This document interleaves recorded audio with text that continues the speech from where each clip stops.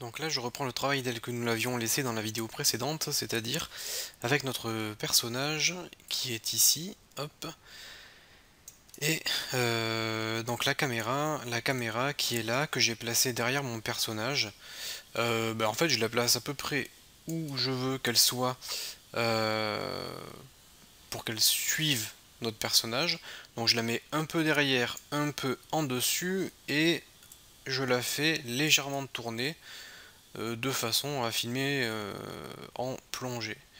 Et une fois que vous avez positionné votre caméra, vous pouvez la prendre et la faire glisser dans votre personnage, ici. Et du coup, la personnage suivra maintenant les mouvements, la caméra suivra les mouvements de votre personnage. Voilà. Donc si je clique sur Play, vous allez voir, hop, je vais juste agrandir ça. Vous allez voir que la caméra, elle va évidemment suivre les mouvements de mon personnage. Alors par contre là vous pouvez pas le voir mais je vous le dis, les contrôles sont inversés, donc quand je tourne à gauche le personnage va à droite et quand je vais à droite il va à gauche, donc ça c'est pas bon et la rotation est très lente en fait et c'est gênant. Donc je vais juste régler ça, du coup je vais retourner dans le script player control. Ok, du coup donc au niveau de la rotation, je vais mettre le moins ici et le plus ici.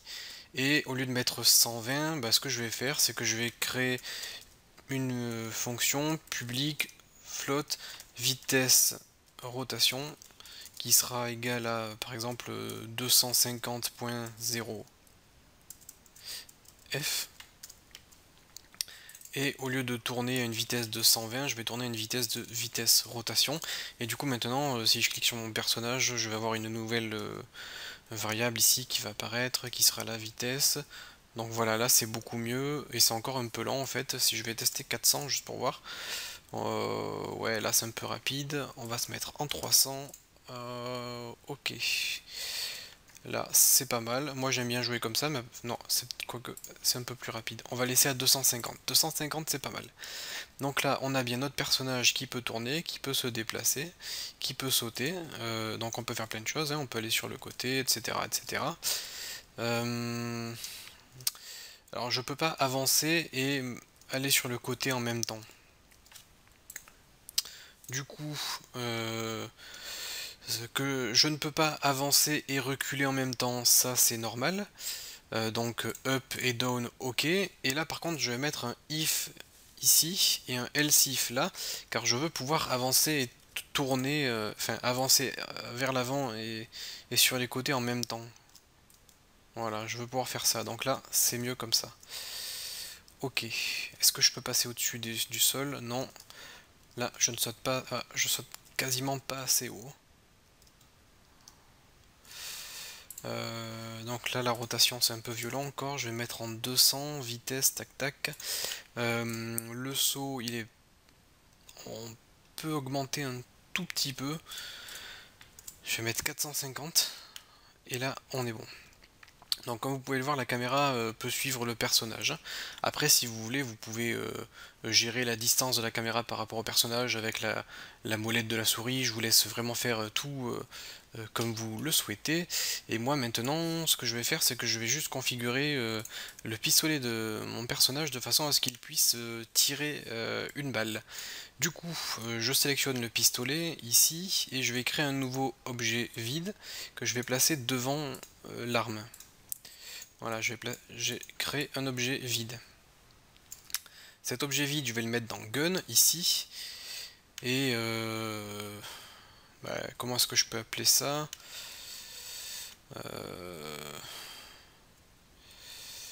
Tant pis, je vais marquer arme, j'ai pas d'idée qui me vienne en tête. Et ce que je vais faire, c'est que je vais créer un projectile. Donc je vais faire un GameObject 3D Object et je vais faire une sphère. Alors cette sphère, je vais réduire déjà sa taille, je vais la faire à peu près comme ceci. Donc je vais la mettre en 0.4, 0.4, 0.4. Au niveau de la couleur, je vais lui mettre un petit truc comme ça, rouge. Voilà. Donc là, on a la sphère qui est rouge. Je sais, j'utilise la texture du cube, mais ça se verra pas. Cette sphère, on va lui ajouter un rigid body, ok. On va lui ajouter un tag. Le tag, je vais mettre bullet, donc qui veut dire projectile du coup en anglais. Hop, bullet, ok. Et je crois qu'on est bon. On est bon. Je vais renommer ça en bullet et je vais créer un préfab comme ceci. Alors je vais juste créer des préfabs aussi de tous mes players. Player 1, player 3. Voilà, comme ça je vais pouvoir... Pour l'instant, je vais les supprimer. C'est juste pour avoir quelque chose de propre. Donc j'ai créé un préfab de mon bullet. Ok. Parfait. Donc là du coup, je peux le supprimer. Et on est bon. Donc ce que je vais faire, c'est que je vais créer une fonction void shot, qui veut dire du coup tirer. Je vais même l'appeler fire, donc faire feu. Donc dans cette fonction, ce que je vais faire, c'est déjà, en fait, je vais déjà créer une variable public GameObject arm. Voilà, donc ça sera l'arme de mon personnage. Et lorsque je fais un clic gauche ici, je vais appeler la fonction fire. Donc cette fonction fire, qu'est-ce qu'elle va faire? Elle va faire un GameObject GO est égal à GameObject de instantiate. Donc je vais instancier quelque chose. Qu'est-ce que je vais instancier? Je vais instancier bullet comme ceci. Donc je vais instancier bullet. Où est-ce que je veux l'instancier? Ben, je veux l'instancier à arm .transform.position et je veux l'instancier avec une rotation quaternion.identity. Identity, voilà. Ok, donc là je pense que je suis pas mal. Du coup ça me génère bien un GameObject et à ce GameObject je vais faire go.getComponent, donc je vais récupérer le rigidBody .add force de vector 3 non mais add force et je vais mettre du coup je vais mettre arm.forward arm.transform.forward multiplié par power. Et là je vais créer une variable.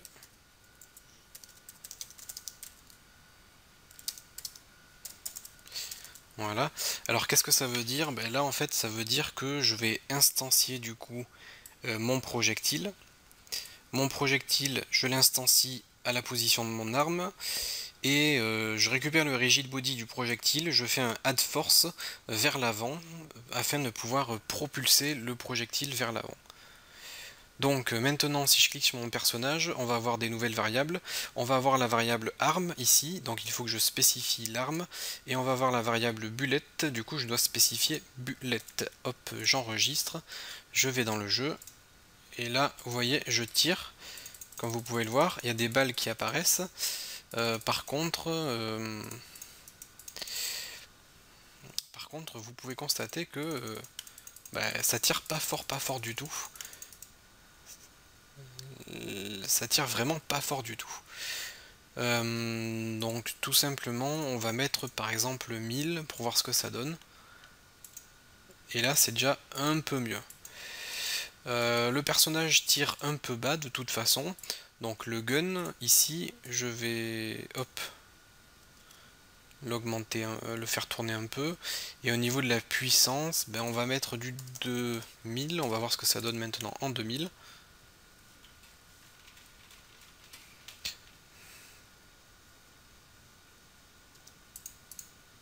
En 2000 c'est pas mal déjà. Là on a vraiment quelque chose de pas mal du tout. Pour l'instant on va laisser comme ça. C'est pas mal. On a une bonne force de projection. Alors par contre là comme vous pouvez le constater j'ai des milliers et des milliers de projectiles sur ma scène. Et du coup il y a des rigid body etc. etc. Et du coup, l'ordinateur, le processeur doit calculer la position de chaque projectile 60 fois par seconde, si mon jeu tourne en 60 images par seconde. Là, vous voyez, les balles, elles tombent dans le vide. Regardez, moi aussi, je vais tomber dans le vide. Vous voyez? Et bah, les balles vont tomber à l'infini dans le vide, et du coup l'ordinateur va devoir calculer à l'infini la position des balles, etc. Ce qui est colossal à calculer, et en plus, si jamais vous devez avoir 3000 projectiles sur un serveur et 4 joueurs simultanément, ça va très rapidement faire des calculs énormes. Donc on va créer un script, alors très simple, on va créer un script destroy, et ce script, alors vous allez voir, il fait une ligne de code. Dans la fonction start, on va mettre destroy this.gameObject, et virgule, on va mettre 5, donc ça veut dire détruit le GameObject après 5 secondes. Et ce script, je vais le mettre sur le préfab du projectile, comme ceci, hop. Et j'oublie pas de cliquer sur Apply sur mon personnage juste pour enregistrer toutes ces valeurs là. Et du coup là vous allez voir, maintenant je vais jouer, je vais tirer quelques projectiles ici, regardez.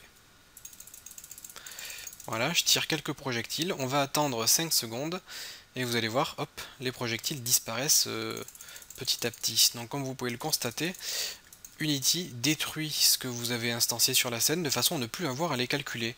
Vos projectiles ont une durée de vie de 5 secondes et après on ne les voit plus. Donc c'est à peu près tout ce que j'avais à vous montrer, hein. Je voulais créer la fonction de tir, etc. Maintenant, si vous voulez faire des choses un peu extraordinaires et tout, vous pouvez améliorer vos projectiles.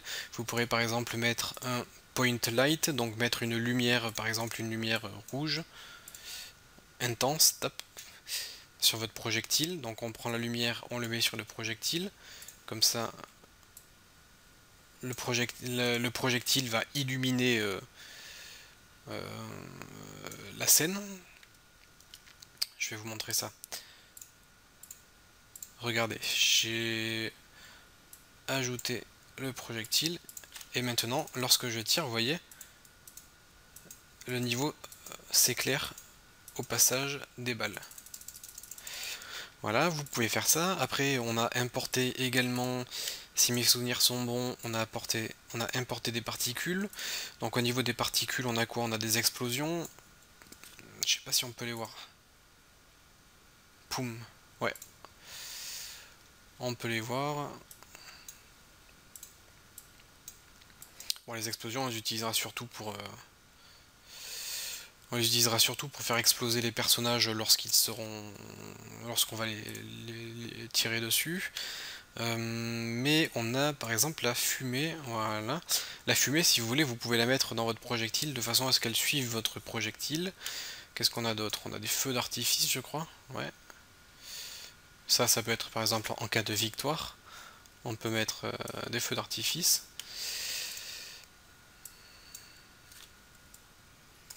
Bon, il existe autre chose encore que je ne vous ai pas montré.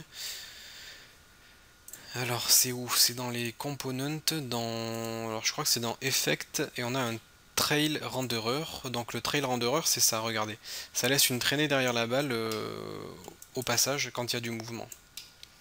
Alors le Trail Renderer peut avoir plusieurs propriétés. Des matériels déjà, est-ce que ça a des matériels ou pas? Donc on peut mettre par exemple un matériel comme celui-ci. Donc là j'ai pris un matériel des particules, hein.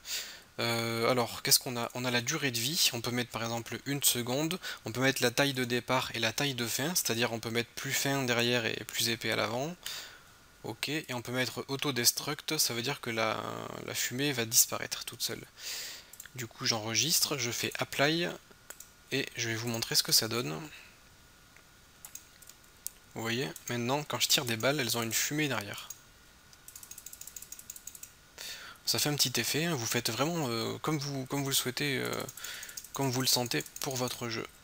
Donc on peut laisser ça comme ça. Et au niveau des statistiques, bon, on a quelque chose d'un peu plus gourmand, mais pour un jeu PC, ça devrait fonctionner sans trop de soucis. Du coup, moi je vais laisser ça comme ça.